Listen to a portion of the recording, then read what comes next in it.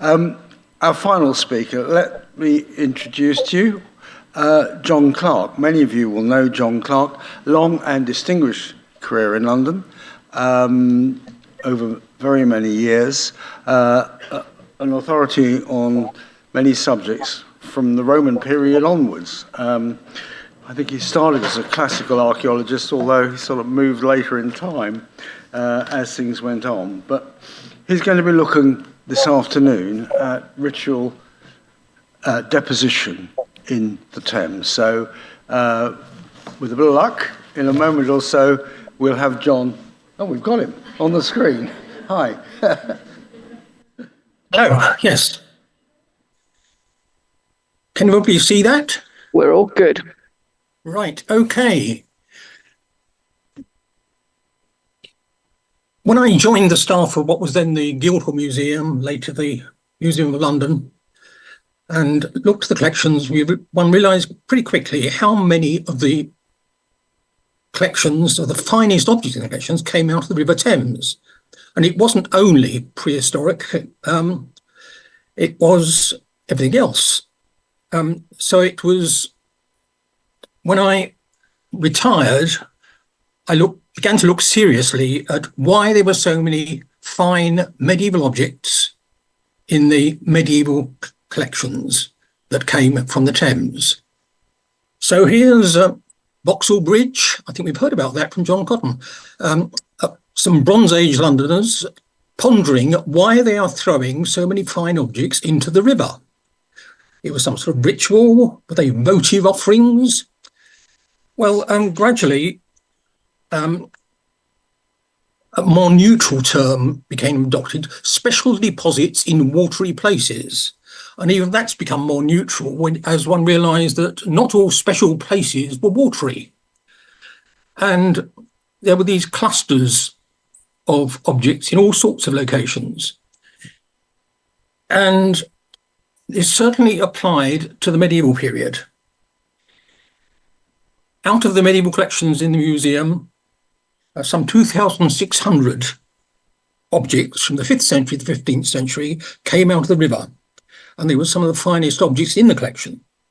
Some were dredged, some were stray finds, some were from riverside building works on new river walls and the like in the 19th, 20th century.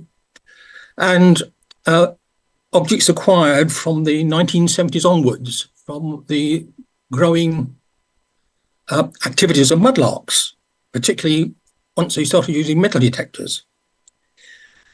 And it struck me to look at what sort of date these objects were and what sort of objects they were indeed.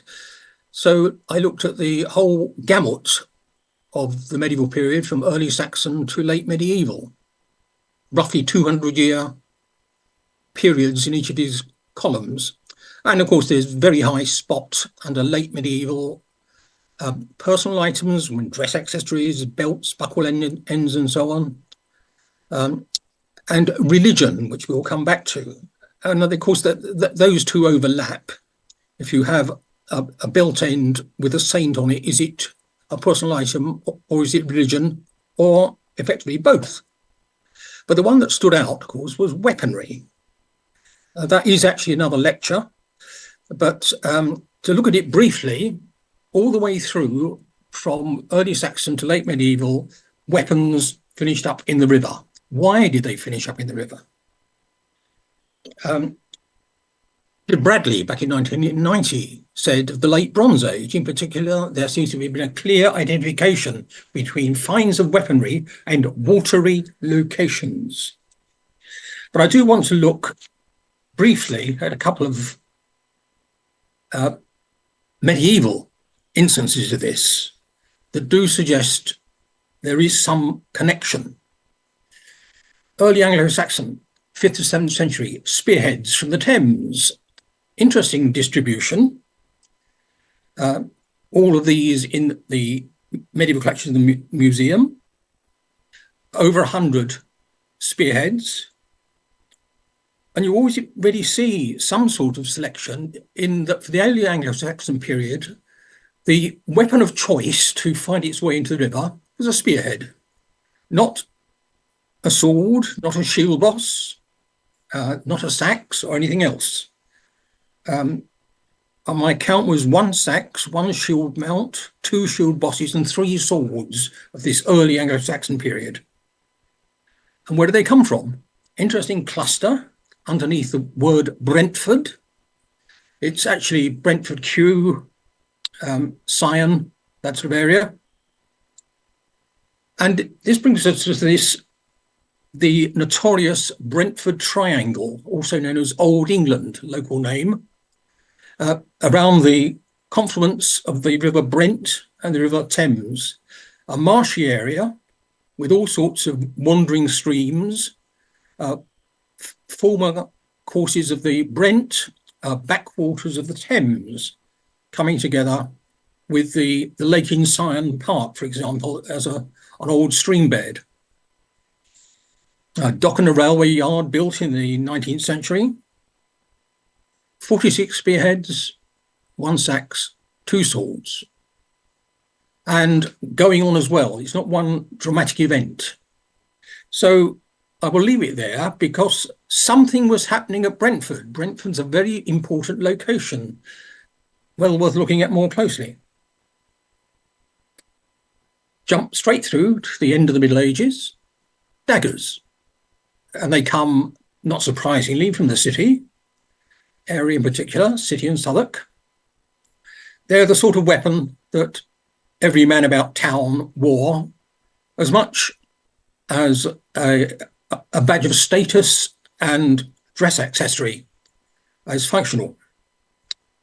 But 81, there I'm drawing in on not just the Museum of London collection, but particularly the collection put together by Roger and Ian Smith that is now in the Royal Armouries.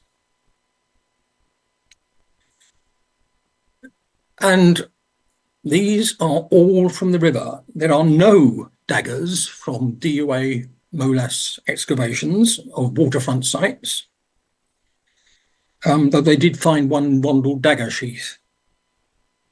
And if we look more closely at the locations, these are the sorts of things that have been talked about. These are the access points.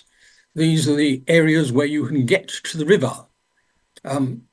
Paul's Stairs in particular, which gave access to the river for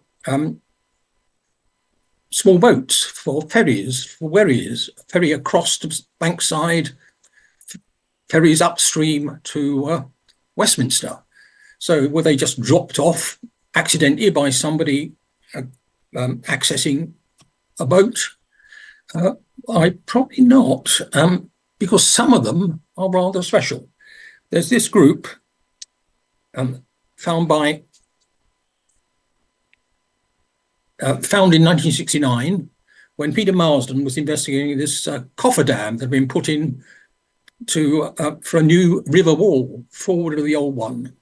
So it's the area around Paul's Stairs and westwards to Blackfriars.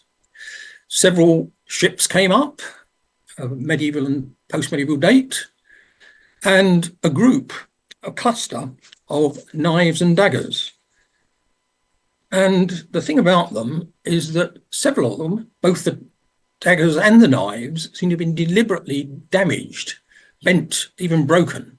And the one at the top has been hammered against something hard to totally destroy the edge.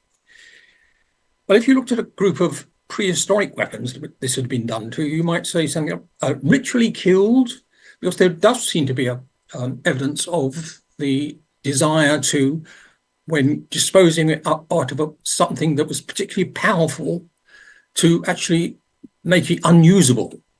So today we'd say they've been decommissioned as weapons. In this case, is it something to do with the Cutlers Company of London? Ever since 1344, they had the right of search of all manners of cutlery, and that did include weapons as well as knives, swords, daggers as well. If they found false work, they could confiscate it, take it to the mayor and alderman, and lays judgment upon it.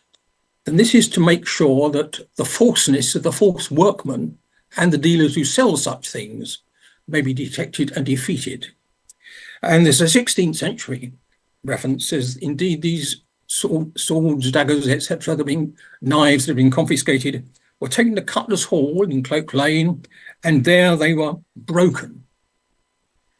What they did after they were broken, we don't know. Unfortunately, a lot of the records of the Cutler's Company were destroyed in the Great Fire. But one likes the idea they were taken with some ceremony, indeed a ritual, to the foreshore somewhere. And Paul's Stairs is a possible one.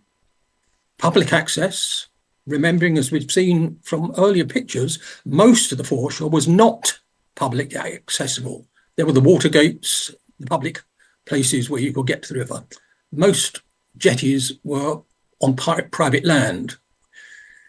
So perhaps to the sounds of drums and trumpets, they hurled these objects into the river. But it's just a thought, because we need to really look at these other things. Religion, 408, for example.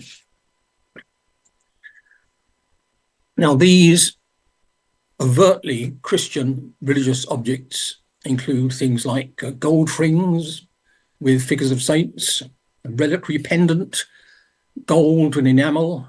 Open it up, and inside is a little sliver of wood, presumably a relic of the true cross.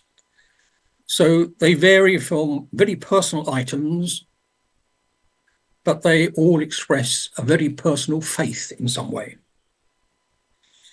But the vast majority, 370, are what we generally call pilgrim badges. And some indeed can be tied into pilgrimage sites, Walsingham, Canterbury, St Albans, overseas, the Holy Land, and so on. Presumably brought back by Londoners from these shrines. Others are just generally effigies of saints, which cannot perhaps be tied into a particular location.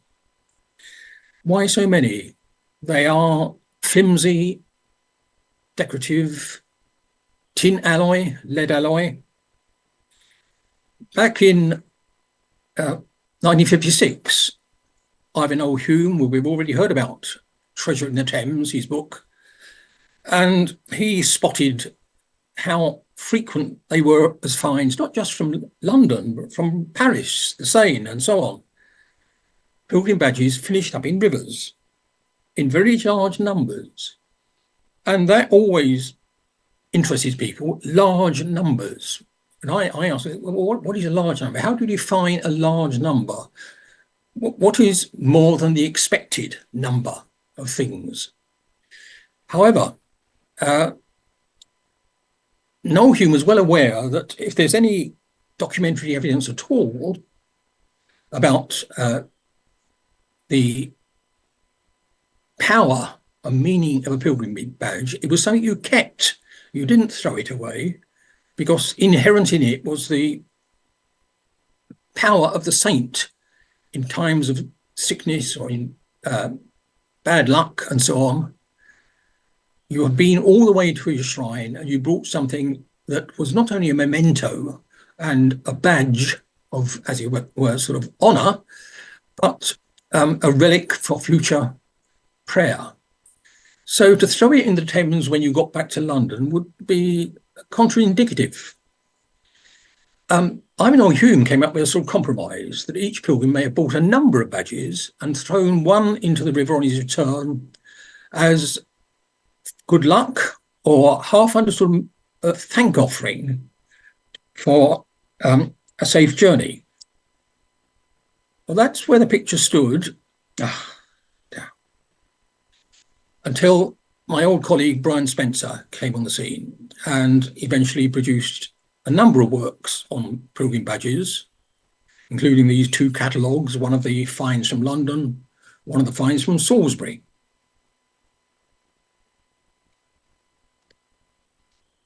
And as he looked at them, his views began to change. Originally, his first outing, 1968, he looked at Noel Hume and other people who had talked about these sort of offerings to the river, and said most of their conjectures, however, conflict with historical evidence. In fact, there was so little historical evidence either way that he began to change his mind. And 10 years later, he viewed the fact that the preponderance of river finds showed they were not casual losses or accidental survivals, offerings thrown into the river by returning pilgrims, rooted deep in folk belief. Now, why had he changed his mind over those 10 years? Well, of course, 1976 was when the Museum of London was founded. It was also the 1970s when the number of pilgrim badges shot up as the activities of this new generation of mudlarks came on the scene and were bringing their finds into the Museum of London, particularly to Brian and me, for recording, for identification and recording, which we did. But also, Brian was now working alongside our other old colleague, Rafe Merrifield, who was in the midst of his research that would lead to his book on the archaeology of magic and ritual. And Rafe Merrifield was a folklorist as well. Hence, I think, this reference in Brian's work to folk belief. And then in 1998, age-old superstitions may also account for the deposition of propitiatory gesture at river crossings, especially at London.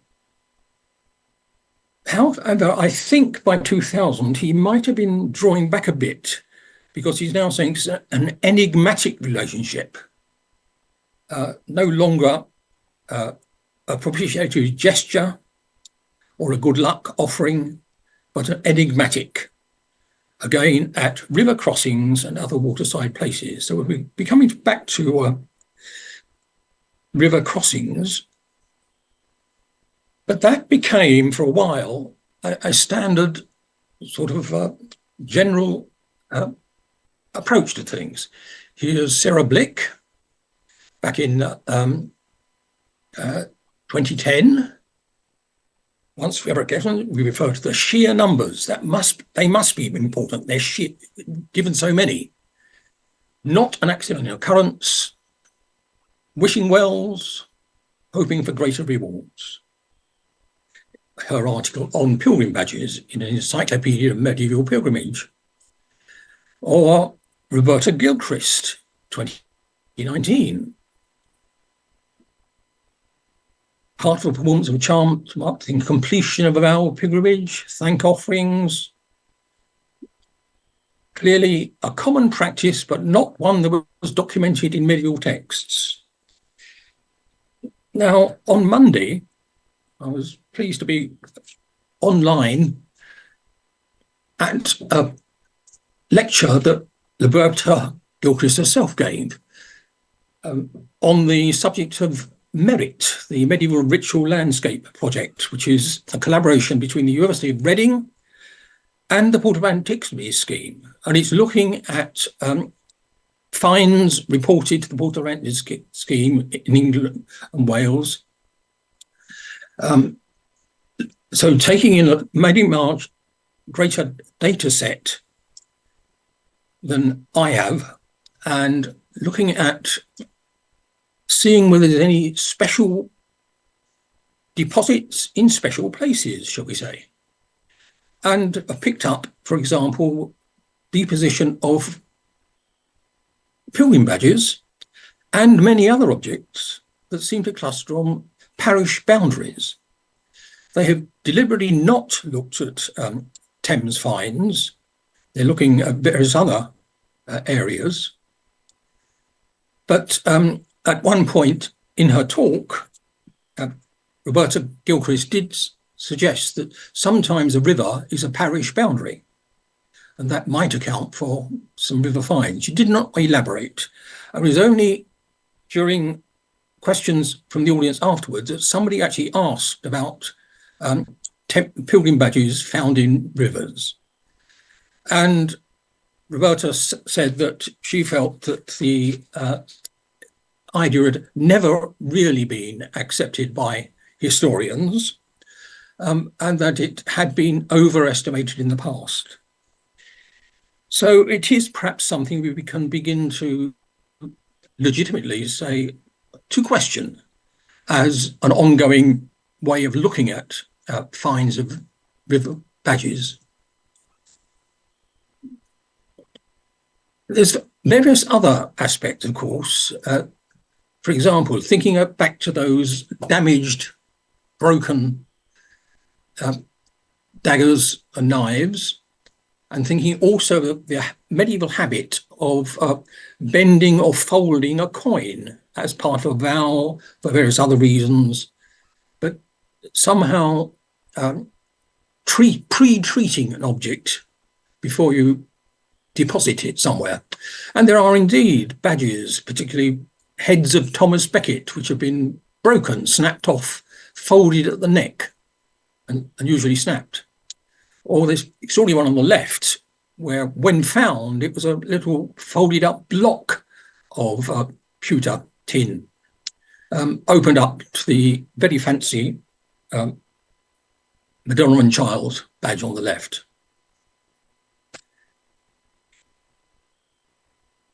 Or where do things come from? Can we actually, on the whole of the foreshore, recognise exact places? Here, of course, is the typical waterfront excavation. This one is Billingsgate. And in theory, you could stand on top of this wharf, except, of course, it was on private land, and throw your pilgrim badge onto the foreshore.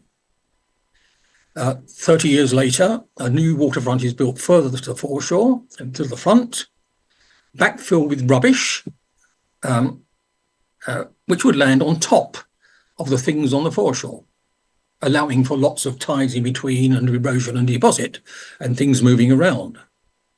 So any of these waterfront sites is going to contain a mix of material found in the waterlogged backfill and the actual riverbed,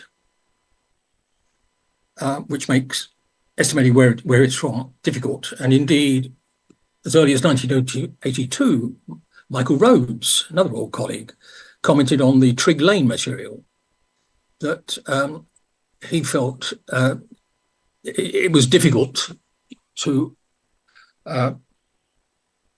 follow that suggestion of these finds as voting offerings tossed into the river by thankful Londoners, given how few actual badges could be proved to be from the foreshore as opposed from the rubbish fields. What about actual location? Remembering where those daggers were found in general terms. This was a quick thing I put together. Find spots on the Thames foreshore, North Bank, report it in the Museum of London Collections, London Museum, as reported by the finders in the 1970s and onwards, at 100-metre intervals along the foreshore from Blackfriars to Custom House. And like the daggers, there's a sort of nice cluster to the west where there were plenty of publicly accessible places to get where you could get to the river. Paul Stairs in particular, Queen Hithe, Bintry. Then a gap. I think Swan Stairs was there. But unlike daggers, quite a few east of London Bridge, particularly Blackfriars, particularly Billingsgate, but also London Bridge itself, just east of it. And this indeed, if you're thinking about pilgrims coming back to London, was a bit of a traffic hub. There's not just the bridge itself, but Botolph's Wharf, just to the east of it, which was the terminus of the long ferry. This was the daily boat that would take you downstream to Gravesend and indeed back again. So it was a shortcut to Kent and onwards to not just Canterbury, but to the road to Dover and the continent. So many people arriving in London would actually arrive in this sort of area. So just a possibility there. But is there anything else we can look at? And then I think is where the previously not things. There are comparable objects, directly comparable objects, but they're made of the same materials, they're the same sort of size, they're equally flimsy. These are these secular badges. Some of them are badges of loyalty to the king or to noble families. Some of them we don't actually understand what they are. They were obviously worn with pride, but what exactly they represented to the wearer is unclear. But they are not overtly Christian, they are not overtly religious. So do we actually wonder, are they more likely to be thrown in the river than a pilgrim badge? Or is it the pilgrim badge thrown deliberately as an offering? There are other river finds we compare to. So I just did a quick chart of religious badges, pilgrim badges from riverine sites, from riverfront sites, shall we say, and secular badges. London Museum Collections, Portable Antiquities Scheme, London. Didn't discuss with Stuart Wyatt, so I've taken the bold chance that most finds reported to the London Finds Liaison Officer are from the river. Finds that Brian Spencer's published from Salisbury and from Canterbury. And they seem pretty much the same. There are 2, sometimes 3 times as many religious badges as secular badges from river sites, which sounds promising. But how many were in circulation, we don't know. So let's look at some land sites. London Museum badges not from the river, from other sites. DUA Molas excavations that Brian published, with the caveat that some of these might actually be from the old foreshores, sealed under later timber revetments. And Portable Antiquities Scheme outside London. And running your eyes across, the figures are more or less the same. 2, 3 times as many religious badges from dry land as from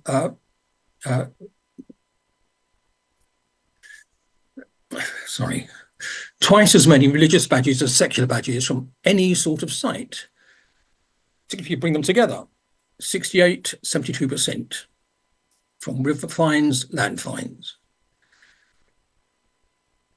Or to put them another way round, take the same figures, 74%, 3/4 of all the religious badges in my database dataset came from watery contexts. 77% of secular badges came from watery contexts. So there's absolutely no difference. If you've got a cheap tin metal object, whether it's religious or irreligious, secular, it is 3/4 of the time it's going to turn up in a watery context, not on dry land. And back to another thing that Brian Spencer said back in 1968, the only tenable explanation is that these fragile objects have simply survived more successfully in muddy, waterlogged conditions. And I think we have to go back to that as our starting point. And I think the challenge now is to really start from that as our basis, because 10 years ago, Jennifer Lee of Indiana, American University professor, wrote an article with the provocative title of The Curious History of a Non-Theory. And she went through all these stages and pointed out there was no real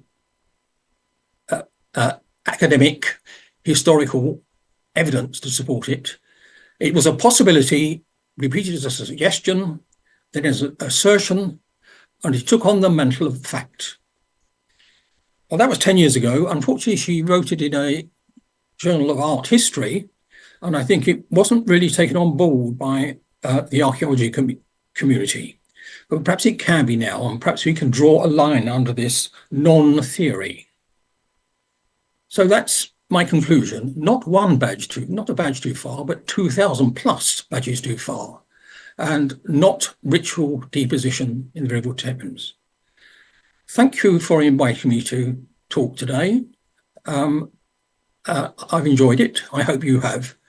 Thank you for your attendance.